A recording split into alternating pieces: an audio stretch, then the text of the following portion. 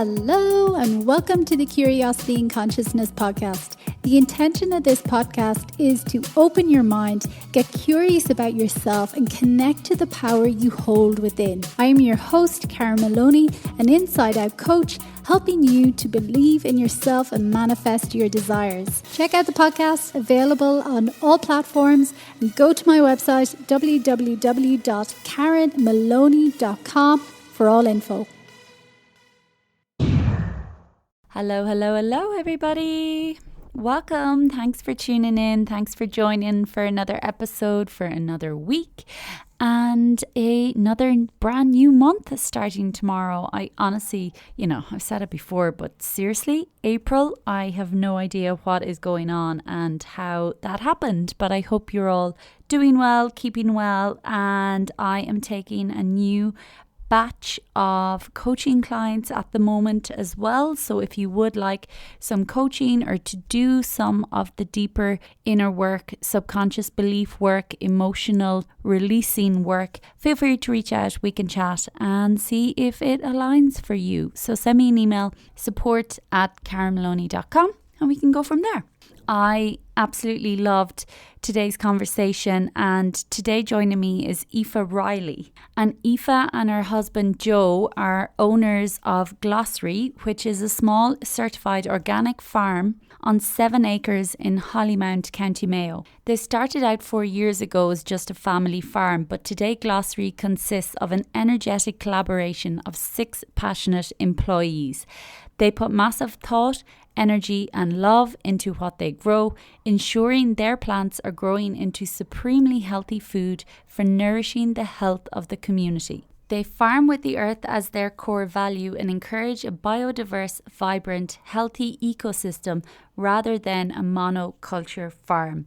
And I absolutely loved this conversation with Aoife. Yes, it's about farming and soil and biodiversity and nutrition and the importance of what we put in our bodies and how it's grown and all that. But it's so much more as well. There are so many nuggets and things that Aoife shared that relate to the bigger picture as well. And, that authentic living and permission to do things differently, and how the environment that we create, no matter in what capacity, whether it's on a farm growing vegetables or the environment we surround ourselves in, we put our bodies in, just the impact that it does have. And sometimes when a problem, or in this case, a pest or a disease shows up, it's not just about attacking that, but looking at the bigger environment and changing something in the environment that helps and supports nature to come back into balance. And again, that same aspect is true for us as well. So there's so much in this conversation. I really, really enjoyed it, and I'm sure you will get lots from it as well. And even, Aoife touches on the bigger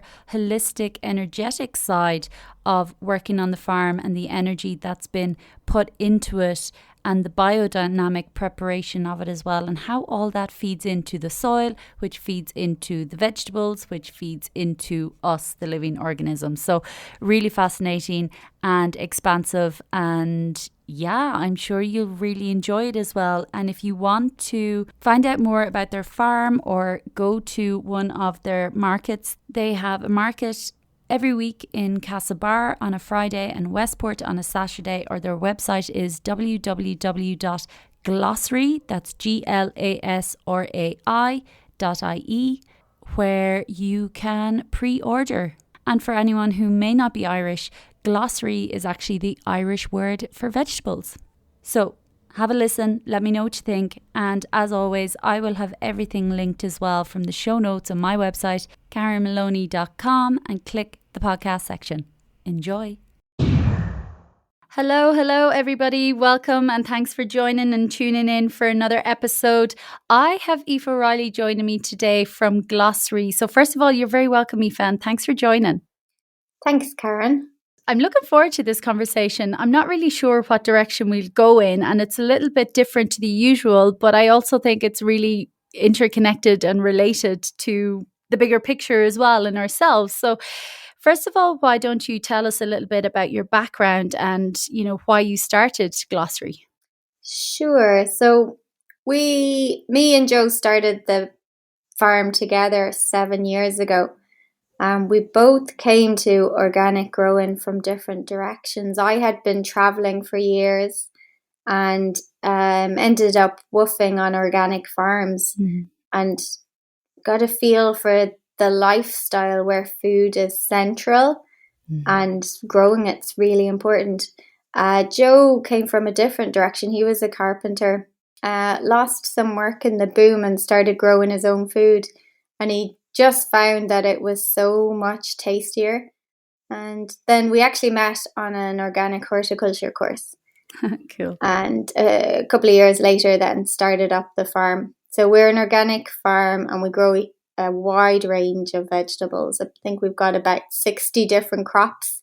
Wow. And we sell at farmers markets and do a veggie box scheme. So pretty much direct to the customer for most of our stuff. I love it. And, I came across you because obviously you're from outside my hometown as well in Claremorris in Mayo. And certainly living in Mexico, I definitely do miss it. But what was your underlying mission as well for starting this with all your experience that you had up until that point of before starting the farm? I think we were very idealistic. And I think that's what brings most people to start growing their own food or growing organic vegetables or starting a farm anyway. There's a few reasons. For Joe, it was food and taste. And for me, I think it was lifestyle, that it's a very authentic lifestyle to live close to the land, to grow your own food and to grow good food for the people around you. I think that's it. Yeah, sounds good. And I think that aspect of living close to the land is really, really vital. And, a lot of us have lost it in so many ways. And in the bigger picture, in one sense, I think that's a reason for so much of the point of where we're at now in the world and in our evolution. So even just touching on that a little, what have been some of the benefits that you have seen shifting in your life, whether from your experiences in the woofing and then now doing the farm for the last 7 years and really having that connection with the land?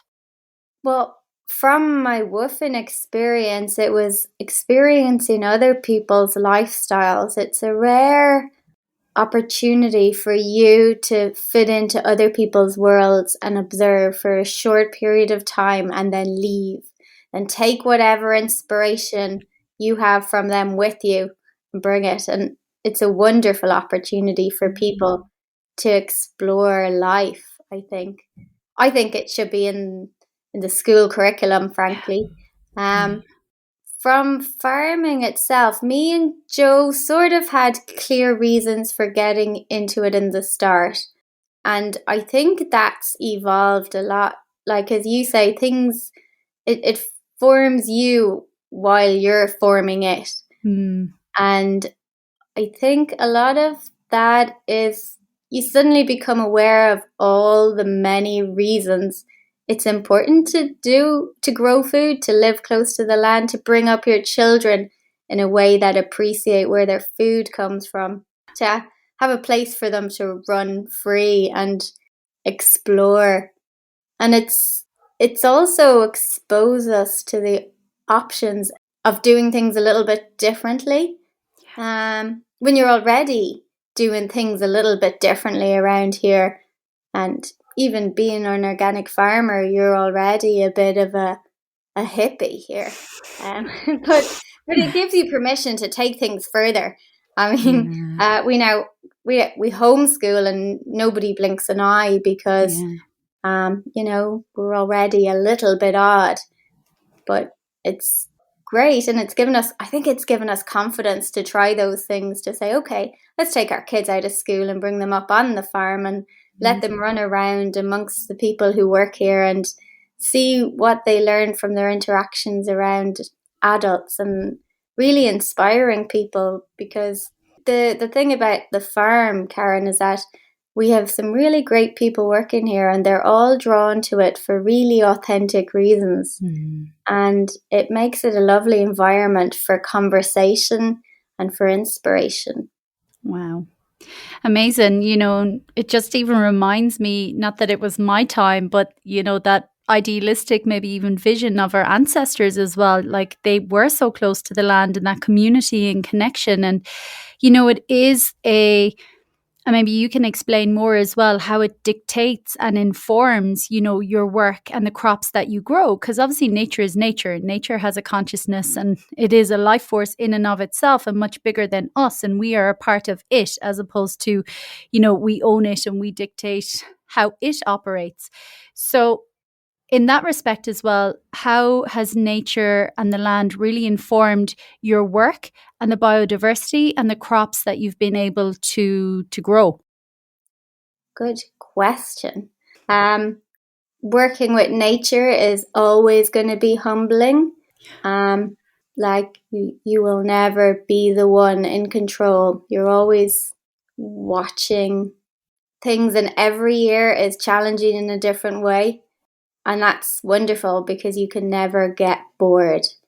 The other thing about working in this is, growing, in some ways, it's sort of trying to dominate an aspect of nature, because that's frankly what it is. It's unnatural to grow in the way we do, but it's what you can create around it that you allow to be natural, that you can kind of find a balance that sits well with you, as in you have your wildlife corridors, you have your weeds, you plant tons of flowers to attract pollinators, you identify that balance is so important, that if something's wrong on the farm, which often will happen, you'll see a disease or a pest creep in, and you'll see the effect of it on a certain crop. And most farmers, in fact, your instinct is to defend your crop. That's your life. You need to defend that so you can make a living. And you'll jump in with an intervention, like you might. I mean, obviously we're organic, we don't use chemicals, but you can buy in predators. There's a lot of organic ways that you can deal with a pest. But the most interesting way of all is to observe and trust that nature will rebalance if you create an environment that's balanced enough for it. Wow. I love that. Because is that weird? No. Because what's going through my head, I'm like, that's it. That's the intelligence of nature, and we are nature. And that's the intelligence our body holds as well. When, often when something shows up, we go straight in with attack and just attacking the symptom. Whereas actually, when we look at the bigger picture of what is the environment we're putting ourselves in the first place, and help to rebalance that, our body will come back in balance. It's just so fascinating. And I love all that. And even then, obviously you're organic, you've lots of crops going on as well. And touching on one of Joe's reasons as well for wanting to start in the taste.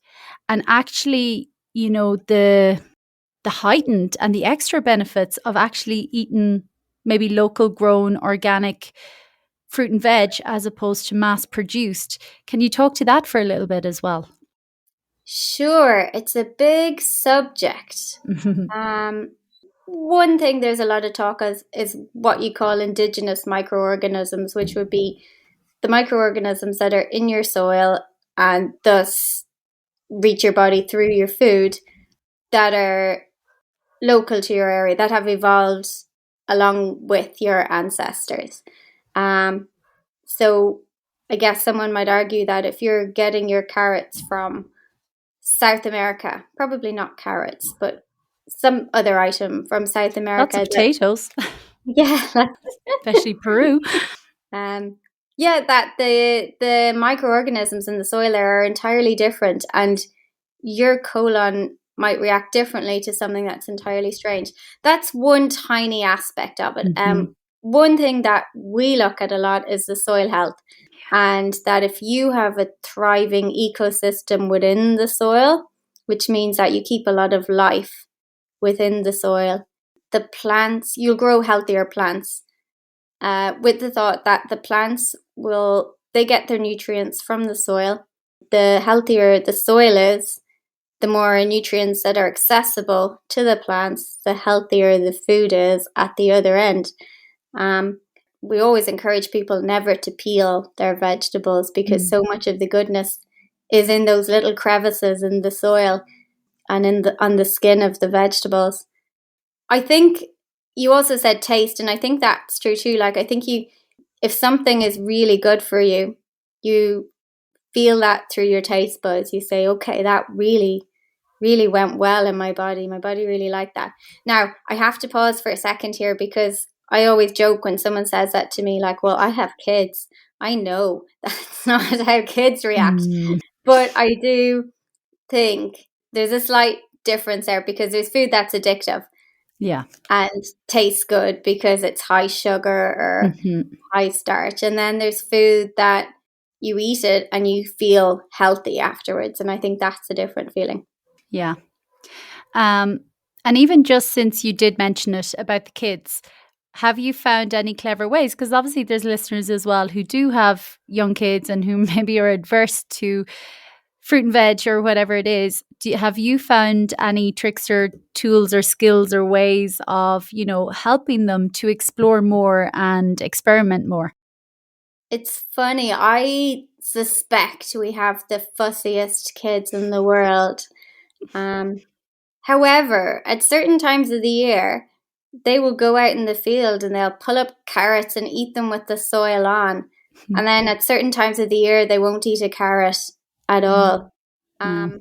The only thing I try to do is I try to put a variety of food in front of them every day and not make a big deal over it. I think eventually kids will branch out a little bit and become more curious about food, especially when they start to get to a point where they can make meals, and that's an adventure. Preparing food is an adventure. Maybe even harvesting food, although our kids don't find that too exciting. But it might kind of fall into place then. Yeah, I would hope. I don't know. Yeah. But I think, I was probably a fussy enough eater and now I eat everything. Joe had food trauma. That's why he doesn't make a big deal about it. He was, a typical Irish family. You don't leave the table until you've eaten everything on your plate. Yeah, and literally, I think he's been traumatized. He won't. That's true. It was quite clear that we were not to push our kids too much. So, yeah. I don't know. Make peace, I guess. Make peace, yeah. Isn't that a good one? It is make peace because, again, obviously you want to make sure they're healthy or whatever. And I don't have kids, but again, they're very intuitive. Kids are very intuitive. And I think, it's allowing that bit of exploration and leaving our thoughts and ideas and idealistic views as well aside at sometimes. And like you say, just having the options and making it okay to explore and experiment. So that was just a bit off topic since you just mentioned it, because I'm sure there are lots of parents and mothers listening go, but how do I get them to eat? So, yeah. But then just coming back to soil health then again, which is really important. And how do you help to maintain soil health as well? And how quick can soil bounce back if it's been like overly harvest or whatever the case may be? I don't know the right terminology. It can take a long time to repair soils if they have been abused for a number of years. We're quite lucky in this country. We usually have grass cover, as most of our farm land is in grazing. In other countries, there's a lot more issues with soil erosion. Now, we do have it, and we do have runoff, and we have problems with river pollution. Yeah, our methods for soil health would be that we focus on keeping roots in the soil year round. So if you have roots in the soil, you're feeding the microorganisms of the soil and you're keeping them alive. Now, over winter, they do go dormant. So it's not as necessary to have as much roots in the soil, but we focus on having something in there all the time, even weeds. If it's weeds, then weeds are better than nothing. That would be our key anyway. And good compost. We try to focus on getting a really good compost mix together before we spread it on the land. Yeah. And then how did you, well, you obviously learned it in your course as well, but like food or crop pairings or crop rotation, and how does that all work? So crop rotation is the fundamental to organic growing.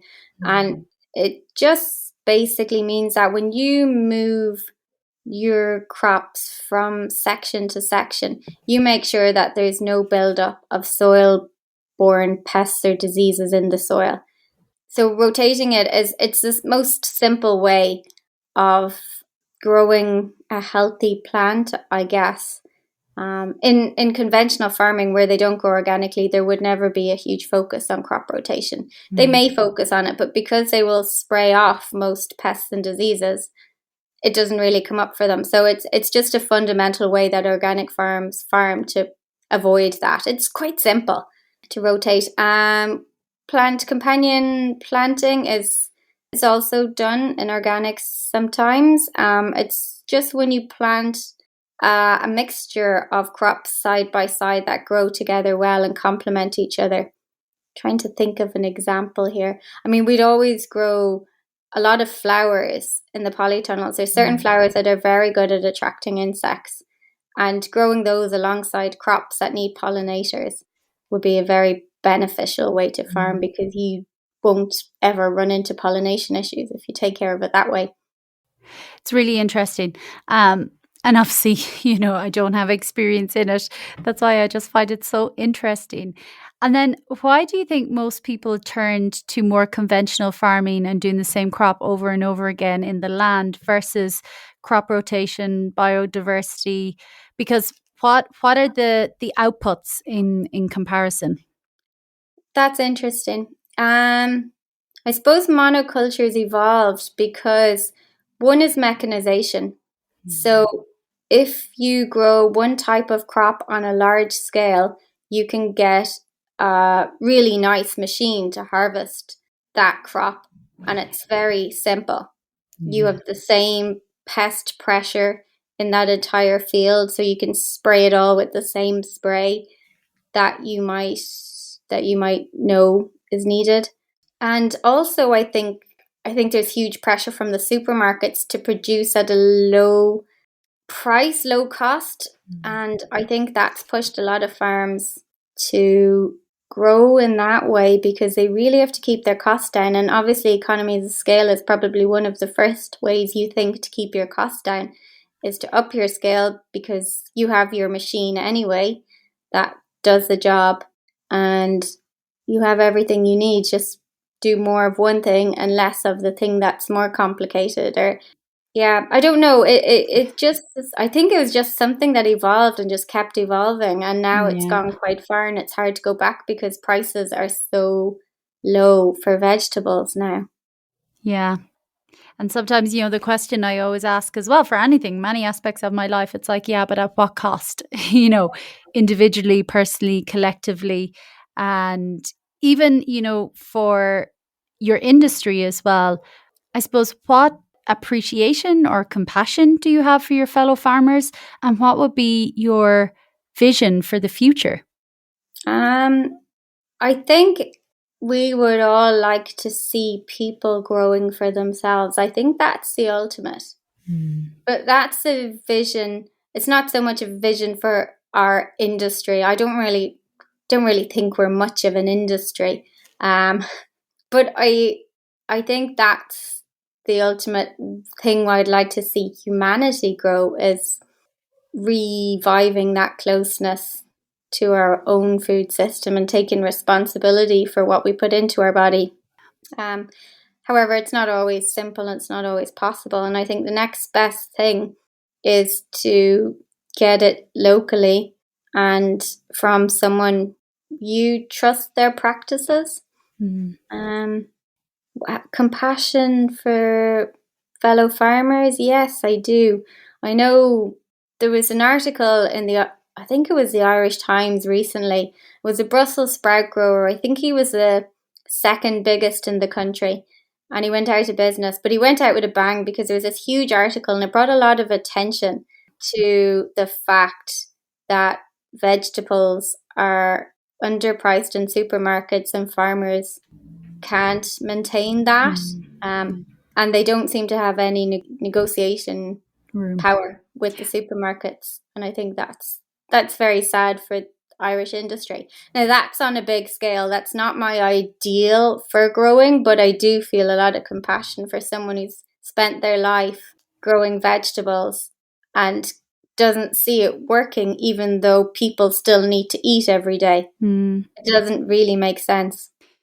It's true, isn't it? And it is, you know, you do feel sad for them that, you know, these people who are putting that labor of love and that attention and the work that's involved for that, and then having no say in the dictation over the final price and having to be at the mercy of big chains, and that, you know, it is a little bit sad when we think about it, but it's not about living in the sad. Again, I love that message that you shared about reviving and just remembering the responsibility that we do have to each of ourselves, you know, and what we put in our bodies and for our families. And like, we do have that power to make that choice as well, and to maybe look for a few items more locally or whatever the case may be. And I think it does make a difference for sure, because again, we're talking about our health. Like, these are the actual nutrients and phytochemicals and carotenoids and all sorts of things that our body needs. You know, it's not like the sugar and the highly processed food, you know, that are nutrient empty. You know, this is live food for living organisms like ourselves. So yeah, I really like that message as well. And even on that, say if, and I think more people have started exploring, you know, even at home, growing a few bits. Do you have any tips or anything to share with people in starting off? Don't go too crazy. I think you go too crazy the first year, you lose your momentum for it, because things won't always work out. I think it's nice to do it like a few little bits and quite a manageable scale, and you won't get disillusioned. Then you can build up from then, get your confidence in a few items. But anybody can do it, and that's the beauty of it. Anybody can. Yeah. Yeah. I love that. Same as everything. Start off slow and build up, no matter what practice or what you're trying to do. Bit by bit, we tend to overwhelm ourselves, don't we? And go all in, and then we get scared off forever. But I really love as well that you shared that message and you really encourage people to explore and to do it as well for themselves. And you don't have this idea of, oh, but it's going to like take away from my business or something like that. So that's really cool as well. I think, Karen, Oh, yeah. I'm going to butt in there. Yeah. I think we'd be delighted if they did take some of our business. It'd be great. And I think it'd be great if there was more small growers too, who more people thought, I want to do that, and start it up. I think the more people that do it, the more it's available to more people. I think that's brilliant. I think that's brilliant that you share that message as well, because, you know, there is no such thing as competition really either. You know, there's always more than enough, and like that community and support. But even speaking on that as well, and where you've got to now and the level that you've got to and the amount of work and effort you've put in as well. And again, not to scare people off, but what have been some of the biggest challenges? Because I'm sure it's not all like plain sailing 9 to 5, you know, just go do your bit and then go home and forget about it for the rest of the day until the next day again. What have been some of the biggest challenges, and again the hours, and how do you manage all that? That's an interesting one, because most people think of farming and in particular growing vegetables, and they think it's drudgery, it's nothing but hard work all the time. And we really wanted to try to establish a farm where that wasn't how it felt, or wasn't how it is even. Having said that, the first 4 years we worked really hard, and we had some quite stressful years. Now, part of that was us having a family as well.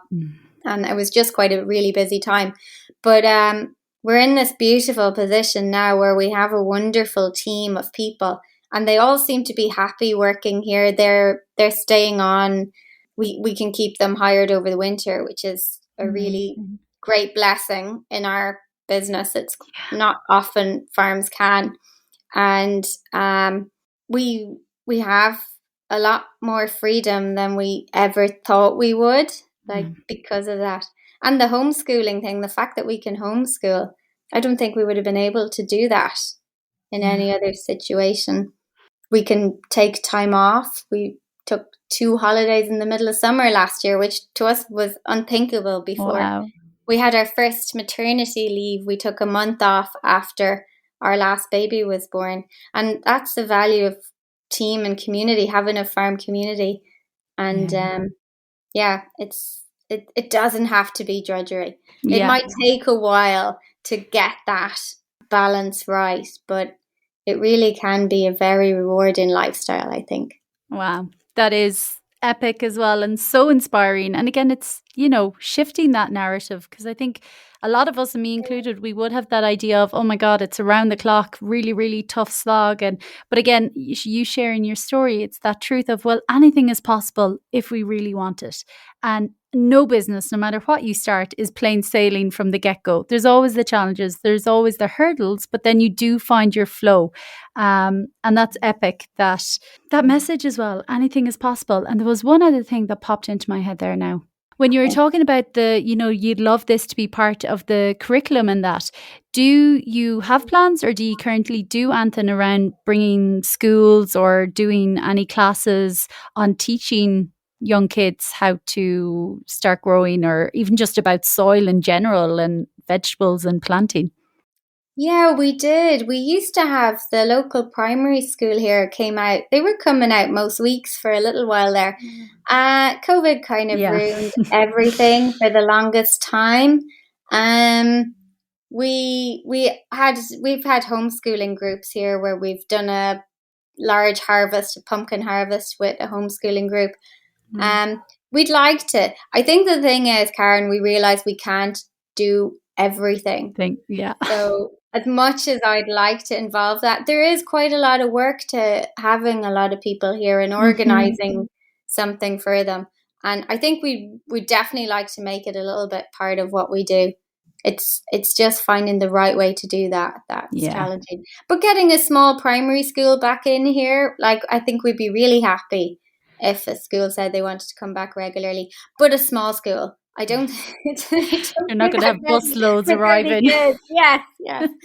Well, like you say, it's doing what you can do, or doing what aligns with you and your mission and your vision going forward, and seeing how you can support that, whether it's having some team member or hiring a new team member to go out and talk to schools as opposed to the schools coming to you. Again, there's always possibilities, but like you say, it's finding what works for you, finding what feels good, and finding what's aligned and true for you and possible for you as well, because there's others, and will be others in the space as well, that may take a slightly different approach or a slant. So epic. I've really loved the conversation. And if there's anything else you'd like to share before we wrap up, please do. Anything that you feel of importance to share that's coming up. Otherwise, let us know. I know you're obviously in Hollymount, but can people order online? Can they go to you? Where are your markets? Just to let some people know as well, if they wanted to connect or buy from you, how they can do that. Okay. Well, we have a website. It's www.glasraí.ie. So we sell. People can pre-order on the website. We also have markets. We do Castlebar on Fridays and Westport on Saturdays. And that's the main way to find us. There's one more thing I'll share just while we're on it, because this is kind of up your street a little bit, is that the whole notion of a holistic sort of farming, we feel like you can't quite ignore the energetic side of things either. So we've always involved a little bit of biodynamic preparation, or we do practice Agnihotra ceremonies. Every so often, it's an ancient agricultural ritual from India and Iran, well, that whole area. And I think it's important to recognize that there's an energy of nature at play, and it's not just our physical actions, but it's the energy we use when we do it too that's important. That is so funny that you mentioned that, and was something that flashed through my mind throughout the conversation, because I'm all into energy, and I was actually only writing an article last week, and it was about ceremonial grade cacao. But one of the elements I spoke about or wrote about in the article was how it's so much bigger than just the producing and the cultivating. It's actually the intention of the whole company in the first place, the people who work with it, because again, we're all in energy and we all have a consciousness, and we feed that into especially nature and anything that's growing. So how it all plays a part. So I love that you do some ceremonies or rituals or have that bigger holistic aspect as well, feeding into the land and into the plants, because again, they're living things, they're alive, they have a consciousness of their own, and they're always listening. And like everything, like you mentioned earlier, if there's any blight or pest, by adding something in, sometimes nature will rebalance itself. The environment will sort itself out again. So, and we're the same sometimes as well. So I love that. Good. And it's so true. Yeah, I think it's nice. It's nice to have that big view of things. It feels good.